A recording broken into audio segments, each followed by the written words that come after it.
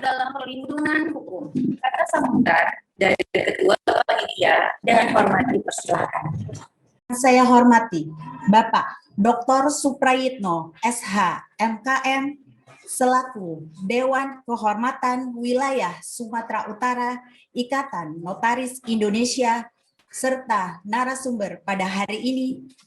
Yang saya hormati Bapak Hasrul Beni Harahap, SH, MHum, selaku Sekretaris Perhimpunan Advokat Indonesia, DPC Kota Medan, dan selaku narasumber pada hari ini.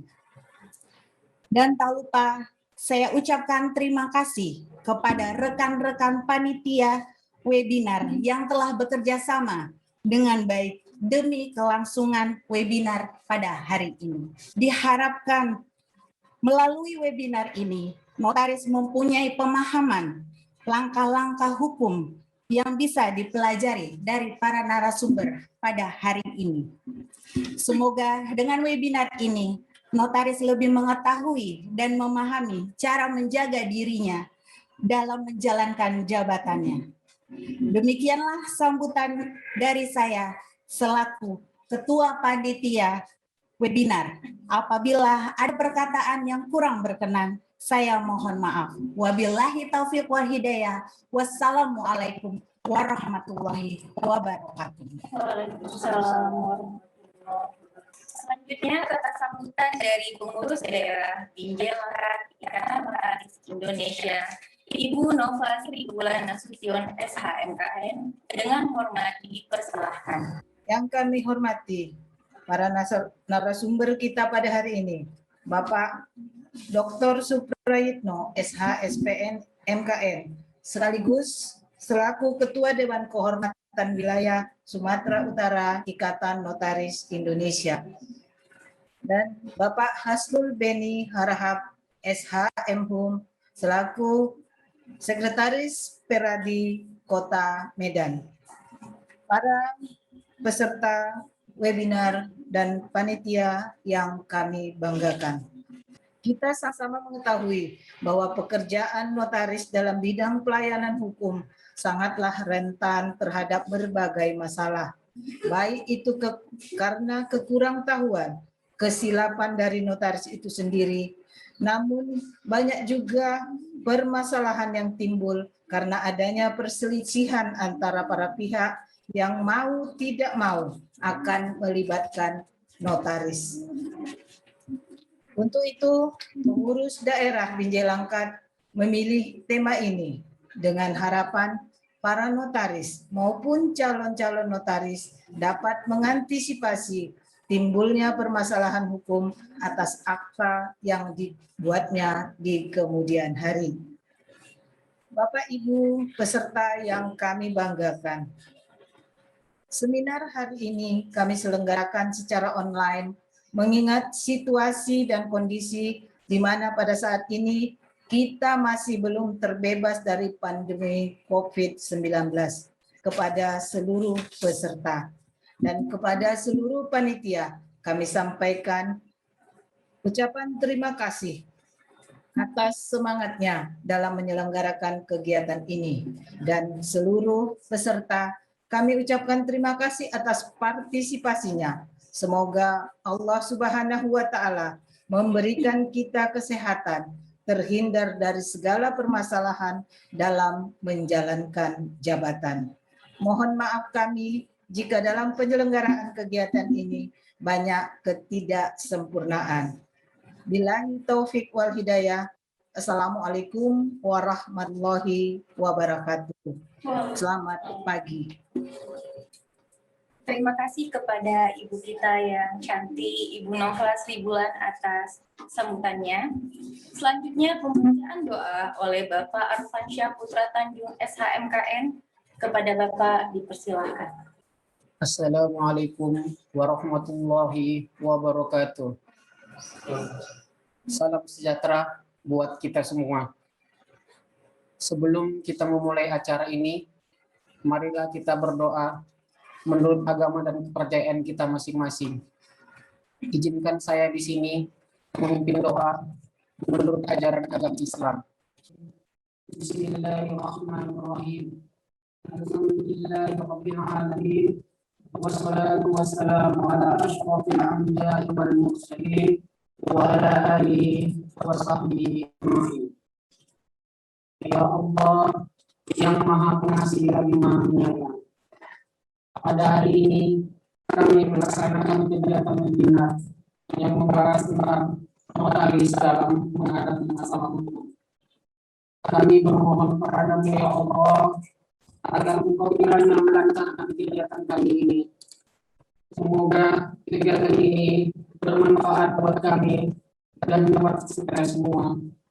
Ya Allah yang Maha Pengampun, ampunilah dosa-dosa kami, ampunilah dosa-dosa kedua orang tua kami, dosa-dosa guru-guru kami, dan dosa-dosa orang yang telah banyak berjasa dalam hidup dan kehidupan kami. Dan bagi mereka yang telah mendahului kami, terimalah amal ibadah mereka dan tempatkanlah mereka dalam surga-Mu. Ya Allah yang Maha Mengampun, kabulkanlah segala doa-doa kami. Rabbana atina fid dunya hasanah wa fil akhirati hasanah wa qina adzabannar. Subhanaka rabbika rabbil izzati amma yasifun wa salamun alal mursalin walhamdulillahi rabbil alamin. Assalamualaikum warahmatullahi wabarakatuh.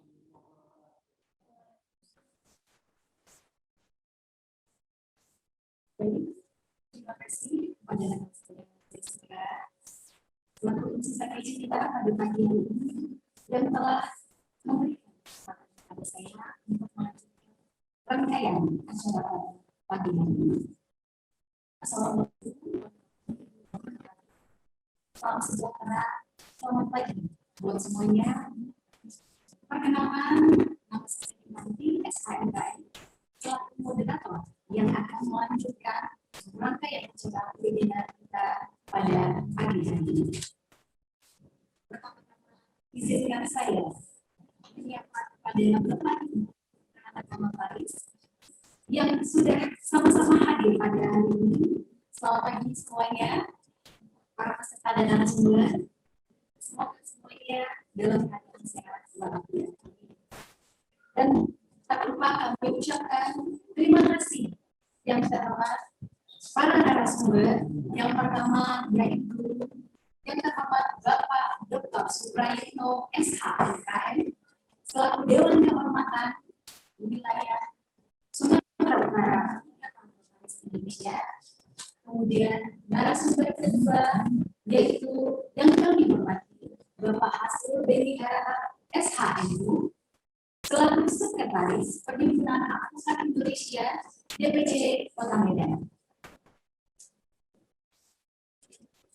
Adapun judul webinar kita pada hari ini adalah notaris dalam menghadapi masalah hukum. Seperti apa itu bagi notaris yang terjerat kasus hukum? Bisa saja akta yang telah kita buat pada hari ini tidak akan langsung muncul dalam waktu dekat. Namun bisa saja muncul di kemudian hari. Bagaimana menghadapinya dan langkah-langkah apa saja yang akan ditempuh apabila ada notaris yang terjerat kasus hukum. Mari sama-sama kita simak dan dengarkan pemaparan sumber yang pertama, yaitu Bapak Dr. Suprayitno SHMKM kepada Bapak dengan hormat kami persilahkan.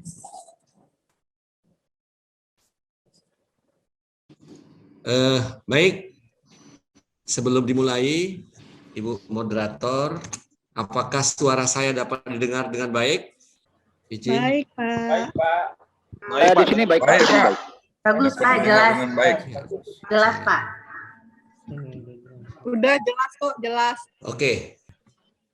Baik, para peserta seminar webinar yang kami banggakan, pada posisinya mempunyai satu kewenangan, ya, yaitu membuat akta otentik dan memiliki kewenangan lainnya. Nah, kewenangan yang diberikan kepada notaris sesuai dengan undang-undang itu dibatasi oleh suatu norma, yaitu harus berdasarkan Undang-Undang Jabatan Notaris dan peraturan perundang-undangan lainnya. Ketentuan yang sangat ketat inilah menjadikan banyak ruang ketika notaris tidak menerapkan satu peraturan, itu menimbulkan berbagai dampak yang bisa saja dampak itu dapat merugikan seorang notaris dan dapat pula merugikan para pihak yang berkepentingan. Ya, sebenarnya dampak dari sebuah akte yang dibuat oleh seorang notaris itu tidak saja memberikan dampak kerugian bagi para pihak yang membuat akte di hadapan notaris atau melakukan satu kepercayaan kepada seorang notaris, tapi justru yang memberatkan sebenarnya juga mempunyai dampak dan risiko bagi seorang notaris itu sendiri. Saya berpikir begini, saya yakin para peserta juga berpikir sama, lebih kurang ya. Notaris menjalankan kewenangan itu bukan keinginan notaris, tetapi atas permintaan para pihak. Izin para peserta supaya mengamutkan layarnya semua. Ini ada yang masuk nih. Ya. Supaya diunmute-kan monitornya. Ada yang masuk agak terganggu sedikit. Oke. Idealnya notaris itu bersifat pasif. Kenapa saya katakan bersifat pasif? Karena notaris di dalam membuat akte itu bukan keinginannya, tetapi atas permintaan. Nah, karena atas permintaan, mestinya dari segi konteks hukum, akte yang telah dibuat oleh notaris itu sama-sama kita pahami kan mempunyai satu kekuatan pembuktian lahiriah, formal, dan material. Artinya apa? Tak perlu lagi notaris harus dimintai keterangan terkait persoalan-persoalan apa yang diatur di dalam substansi akta. Teorinya demikian.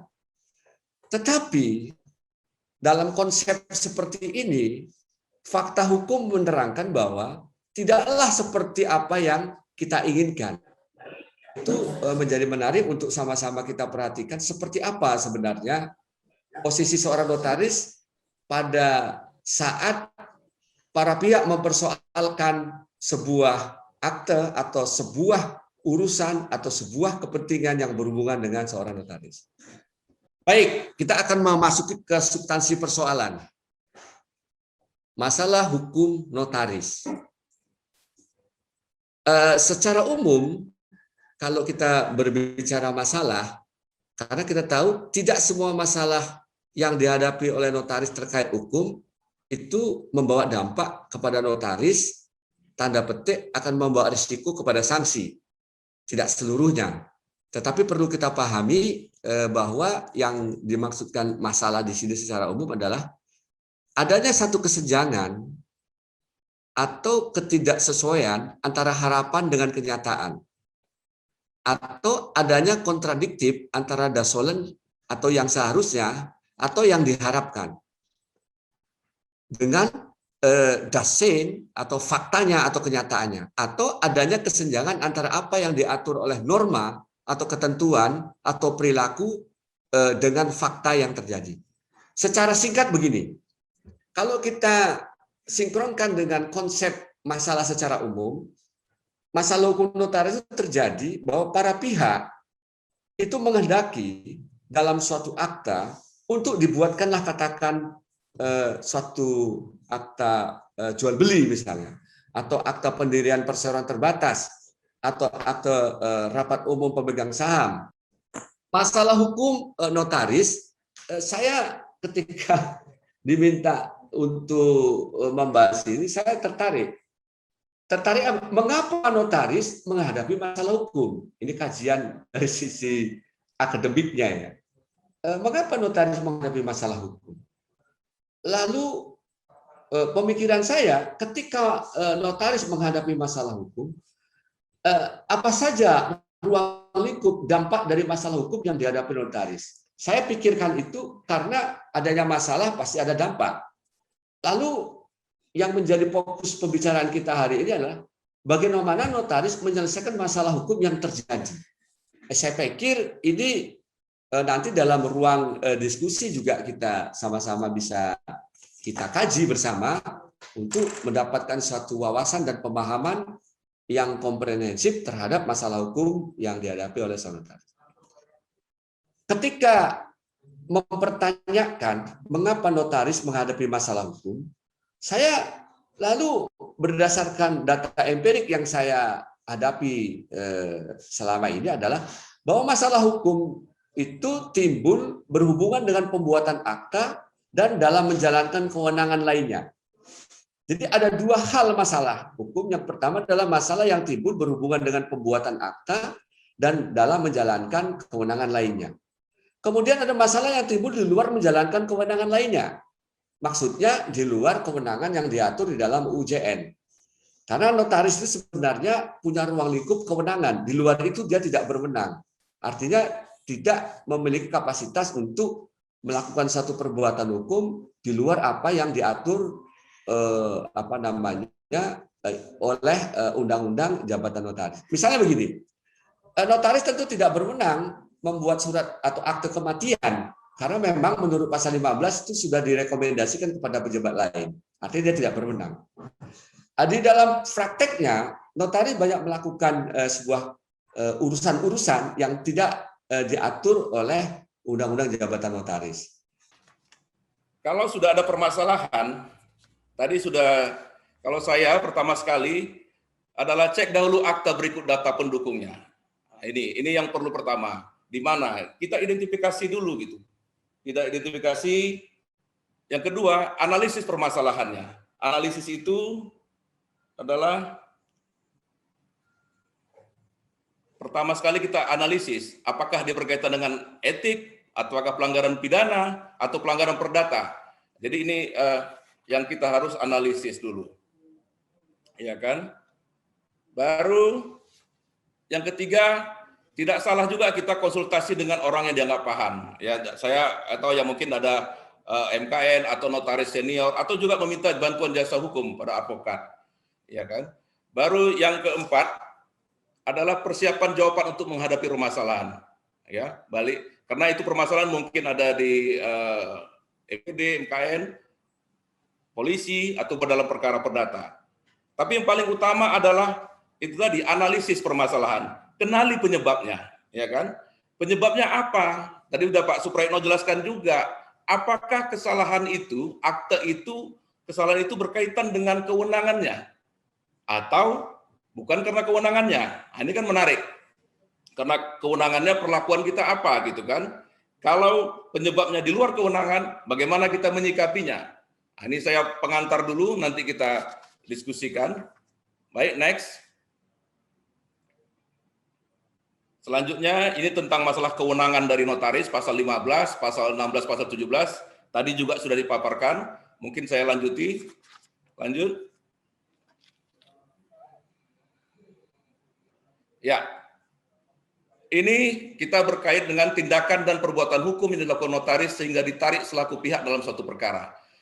Memang sangat ironi ya, memang notaris ini kalau saya lihat persoalan apapun yang ada, kita mudah-mudahan ditarik dalam satu perkara. Ini yang sebenarnya mau kita bahas, mau kita hindari. Karena cukup beresiko tugas-tugas profesi notaris itu ditarik dalam satu perkara. Pada umumnya, berdasarkan kasus-kasus yang saya dalami, yang saya alami, itu khususnya pertama adalah menghindari kurang pihak dulu. Jadi notaris ini sebenarnya hanya pelengkap ya dalam suatu perkara. Ya kan, jadi dia dalam suatu perkara pihak notaris ditarik sebagai pihak adalah dikarenakan untuk menghindari kurang pihak dalam suatu gugatan. Bapak Ibu sekalian kan tahu ada para pihak yang bertikai, yang bermasalah, cuman berkaitan dengan akta yang kita buat, gitu kan. Namun untuk melengkapi suatu perkara kita terpaksa ditarik dalam suatu perkara. Itu posisi kita sebenarnya itu sebagai turut tergugat. Ini kan juga cukup merepotkan, karena itu juga Bapak Ibu juga dipanggil di pengadilan. Ya, jadi ini sebenarnya kenapa notaris dipanggil dalam perkara perdata? Ya karena ini menghindari kurang para pihak. Ini kan hukum acara perdata. Apabila gugatan tersebut menyangkut tentang pembatalan suatu perikatan atau perjanjian para pihak yang bersengketa, maka sudah sewajarnya sepatutnya pihak notaris ditarik sebagai pihak. Karena apabila pembatalan suatu akta atau perikatan yang diperbuat di hadapan notaris tidak ditarik selaku pihak, maka mengakibatkan suatu gugatan kurang pihak. Jadi NO gugatan, ya apa boleh buat, terpaksa kita harus menjadi pihak dalam perkara, baik itu tergugat, tapi pada umumnya sering jadi turut tergugat. Yang B, ada tindakan dan perbuatan yang melanggar undang-undang. Pihak notaris selalu ditarik selaku pihak dalam suatu perkara dikarenakan adanya tindakan atau perbuatan yang dilakukan notaris telah melanggar ketentuan hukum.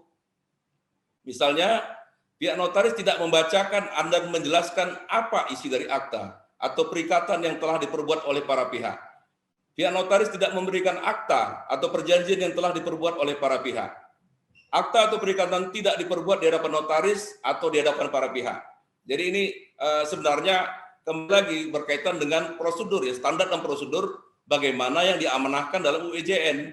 Apabila standar prosedur tidak dilakukan, ya kita memang siap-siaplah untuk menghadapi masalah. Itu makanya saya bilang kita tidak bisa toleran dalam hal ini. Kita harus mengikuti apa yang diamanahkan oleh UIJN. Saya pikir clear semua persoalan dari sisi prosedur. Kita belum cerita tentang palsu tidak palsu. Prosedur saja menjadi persoalan. Karena gini ya Bapak Ibu sekalian, namanya orang bermasalah ya. Mungkin ketika berhadapan dengan kita dia oke aja, fun-fun aja, nggak ada masalah gitu kan. Namun ketika ada persoalan, dia mencari titik-titik persoalan. Titik-titik persoalan itu sebenarnya dia bisa baca, oh pada saat penandatanganan saya gimana, tidak dibacakan, tidak terang, tidak menghadap atau apa gitu kan. Ini kan persoalan hukum. Apalagi itu nanti persoalan menghadap atau tidak tanda tangan tidak di hadapan notaris, itu hal yang gampang untuk pembuktian karena itu dilakukan oleh para pihak. Jadi kalau saya menekankan jauhilah persoalan ini gitu, karena hampir banyak ya perkara ini, khusus di perdata dulu saya bahas, banyak kasus seperti itu gitu. Kasihan notaris. Saya rekan-rekan notaris, aduh persoalannya kayaknya tidak siap-siap gitu kan kalau memang itu terjadi gitu.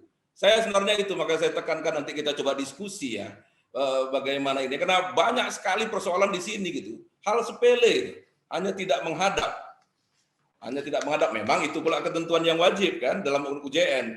Tapi itu tadi, kurangilah hal-hal yang bisa membuat menjadi persoalan untuk mendatang gitu. Baik, yang ke next.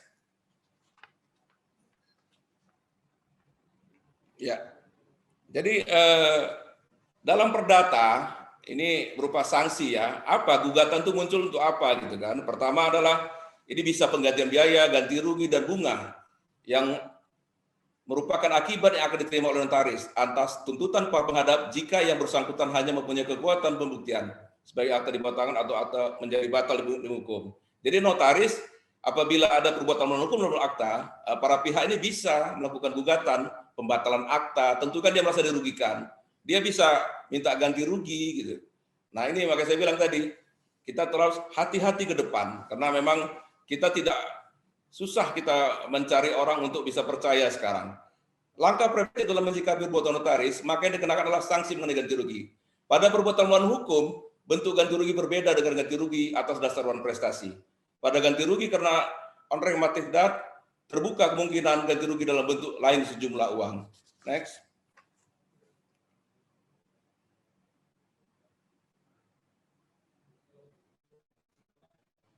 Lanjut ya. Ini teorinya saja, itu tentang peluang hukum. Ini kita masuk ke hukum acara perdata ya. Hukum acara perdata, mungkin saya lebih suka apa? Alurnya itu. Next, kalau bisa alurnya. Operator. Bagian alur dalam perkara. Ya, baik. Saya hanya sekilas ya, saya pikir juga kawan-kawan juga sudah tahu ya, notaris itu memang inilah bagan dan alur persidangan. Tadi saya bilang posisi notaris itu bisa kita dalam posisi sekarang tergugat karena berkaitan ini, dan bisa juga sebagai turut tergugat karena hanya untuk melengkapi dan untuk mematuhi isi putusan. Jadi ini apabila masuk gugatan sekarang ada proses mediasi dan lanjutnya ada kalau bisa dia berdamai, kasus selesai, dan apabila tidak lanjut Pak biasa ke masuk gugatan, jawaban, replik, duplik dan sebagainya sampai kepada putusan hakim. Jadi ini alur secara perdata. Lanjut.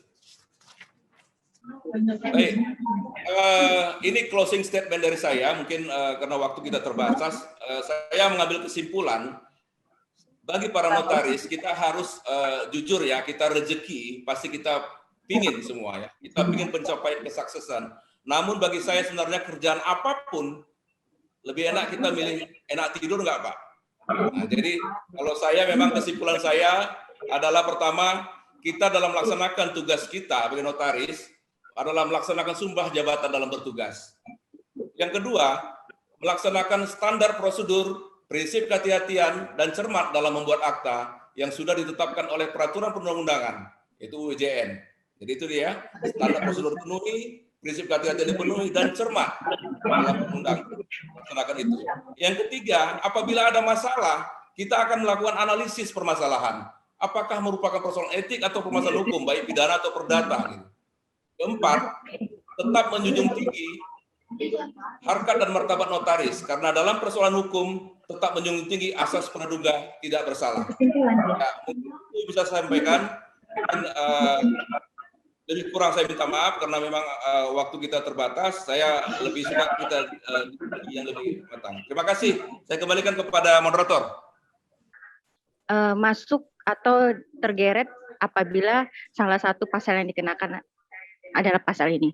Akan tetapi Pak, ada keputusan Mahkamah Agung tahun 2010 yang dimana sudah kasasi itu memvonis seorang notaris di Kota Medan dikenakan pasal 266 ayat 1 KUH pidana junto pasal 55 ayat 1. Yang saya mau nanyakan, bagaimanakah seorang notaris yang notabene hanya membuat akta para pihak dikenakan pasal tersebut, Pak? Dan apa kira-kira yang harus kita lakukan seorang notaris apabila kita terlibat atau dimasukkan dalam pasal ini, Pak? Karena terus terang ya Pak, kita juga siapa sih yang nggak takut Pak kalau misalnya dapat surat panggilan dari polisi gitu. Itu aja dari saya. Terima kasih. Wassalamualaikum warahmatullahi wabarakatuh.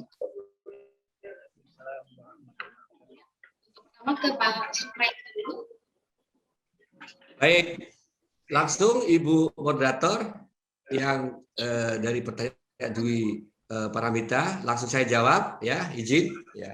Izin Pak Hasrul, saya duluan menjawab Pak Beni. Ya. Baik. Nah, kita tahu Ibu Dewi dan para peserta lainnya bahwa di dalam satu pembuatan akta ada dua hal ya, unsur subjektif dan unsur objektif. Ya. Dua unsur ini adalah merupakan bagian dari syaratnya satu sahnya perjanjian.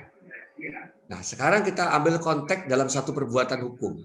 Katakanlah perbuatan hukum itu selalu berkaitan dengan legal standing subjeknya dan berhubungan dengan objek, di mana legal standing akan melakukan perbuatan hukum terkait objeknya. Nah, untuk legal standing, kita tahu di Indonesia itu ada syarat-syarat standar. Ya, syarat-syarat standar itu ada identitas, ya, identitas KTP, kemudian ada kartu keluarga, kemudian ada surat kawin, kemudian ada surat kematian, kemudian ada akte kelahiran, kemudian ada surat keterangan waris, dan dokumen-dokumen lain yang berhubungan dengan penguatan legal standing subjek hukum tadi. Itu yang pertama.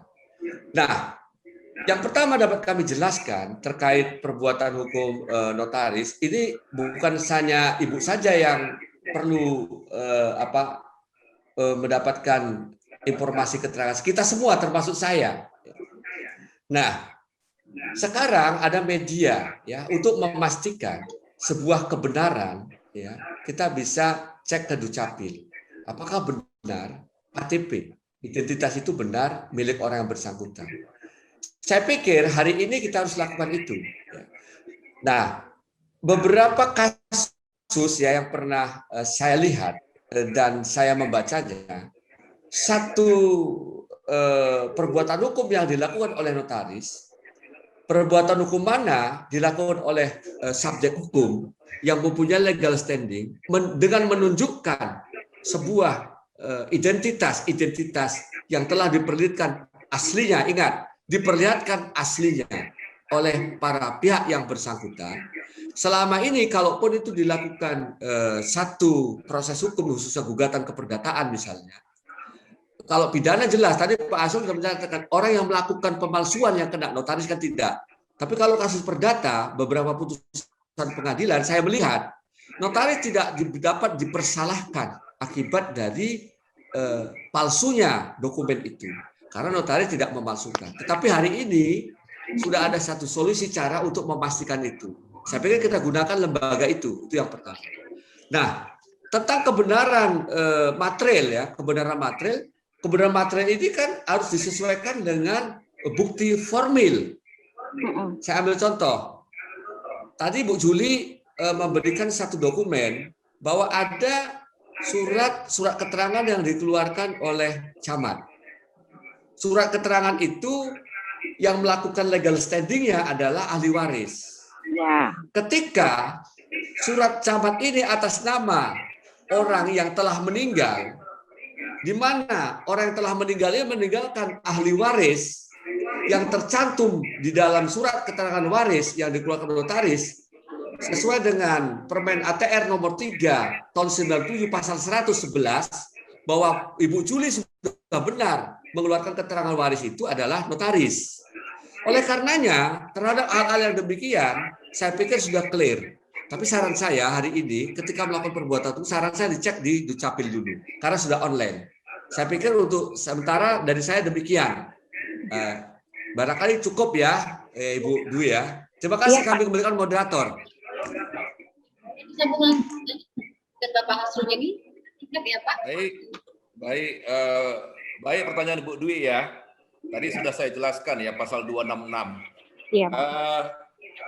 Persoalan perbedaan putusan ini kan menafsirkan pasal ya. Dikata memang kita sering dalam praktek itu saya pikir bukan kali ini aja karena kita sebagai praktisi sering juga keberatan terhadap putusan-putusan pengadilan. Namun kan kita juga bisa menguji pasal-pasal tersebut. Nah, ini makanya saya ulangi lagi. Dikata gini, boleh hakim memutus begitu, tapi kalau saya berpendapat pasal 266 itu tidak tepat dikenakan kepada notaris. Kalaupun tepat tadi saya bilang dia kenanya pasal 263 ayat 1 dengan pemberatan tempat atau junto 55 juga pasal. Nah, kalau 266 ini jelas, Bu. Jadi kita sebenarnya bisa baca gitu, Bu. Apa itu? Saya ulangi lagi. 266 itu kan saya bilang ya, setiap pasal itu ada syarat unsur objektif dan unsur subjektif. Objektifnya itu kelihatan. Tadi sudah saya bilang, perbuatannya itu apa? Menyuruh menempatkan. Itu dulu. Menyuruh menempatkan apakah notaris? Tidak. Nah, itu dia. Objeknya keterangan palsu. Yang memberi keterangan siapa? Apakah notaris? Tidak juga. Ketiga, ke dalam satu akta otentik itu memang karena memang dia mendatangi kita karena untuk diminta dalam satu akta otentik. Mengenai surat atau kebenarannya harus diwakilkan dengan akte itu. Lanjutannya. Jadi sebenarnya paling utama unsurnya adalah menyuruh ya. Dalam pidana itu dia termasuk downfragger. Jadi memang menyuruh menempatkan gitu. Andai kata pun memang akhirnya saya bilang tadi masuk dia kepada pidana with locker membujuk. Andai kata memang notaris kan tadi saya bilang di mana apakah notaris bisa 266 tapi penerapan pasalnya tidak kena, Bu. Kena 263. Kan bisa saja notaris dibujuk. Tadi saya kasih ilustrasi.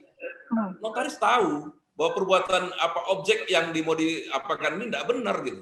Dibujuk, udahlah Bu notaris, Nanti kita inilah katanya kan, kita aturlah ada bagiannya jual beli tanah nih. Kalau kita ikut, artinya kan memang kita dipucuk nih, bertambah lagi pasalnya. Namun kita penerapan pasal untuk notaris adalah pasal 263 dan jungto 55-nya gitu. Ini pendapat arti kata ini bisa kita uji dari bunyi pasal. Ya kalau itu biasa Bu, perbedaan cara tafsir memandang pasal, namun kita kan punya alat uji sendiri gitu. Nah sekarang ya kalau tanya upaya hukum, ya saya pikir upaya hukum apakah sudah maksimal? Apa diputus itu kan ada upaya hukum biasa, ada luar biasa kan, baik banding, kasasi ataupun peninjauan kembali upaya hukum luar biasanya. Mungkin itu dari Bu Dwi. Terima kasih. Pak, saran dari Bapak sendiri supaya kita bisa jeli lah, jangan sampai 266 itu gimana Pak? Kembali lagi Bu,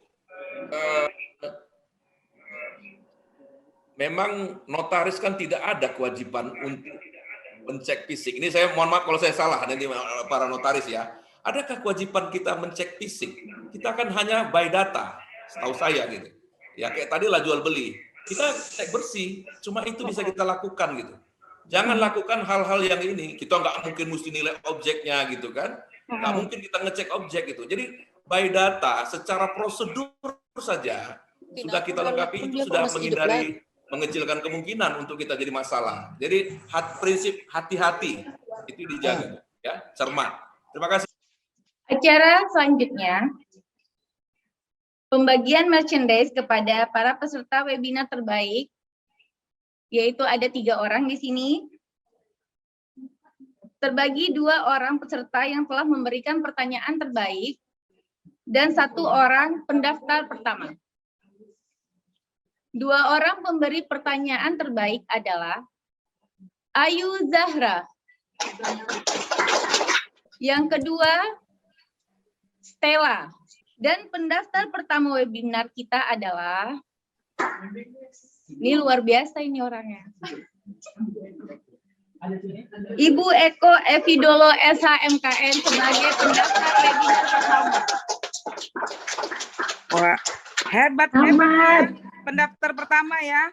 Selamat kepada para pemenang kita, Ibu Eko, Ibu Zahra, dan baiklah, setelah kita bacakan para pemenang dan telah sampai kepada sesi foto bersama, berarti kita telah memasuki penghujung acara webinar kita pada hari ini. Demikianlah serangkaian acara webinar pada hari ini. Saya Jessica Hairunisa SHMKN sebagai Master of Ceremony pada hari ini mengucapkan banyak terima kasih kepada tamu kehormatan, narasumber, dan para peserta yang telah meramaikan kegiatan webinar kita pada hari ini. Mohon maaf apabila ada kekurangan dalam pelaksanaan webinar. Insya Allah kami akan memperbaiki ke depannya. Wabillahi taufiq wal hidayah. Assalamualaikum warahmatullahi wabarakatuh. Waalaikumsalam warahmatullahi wabarakatuh.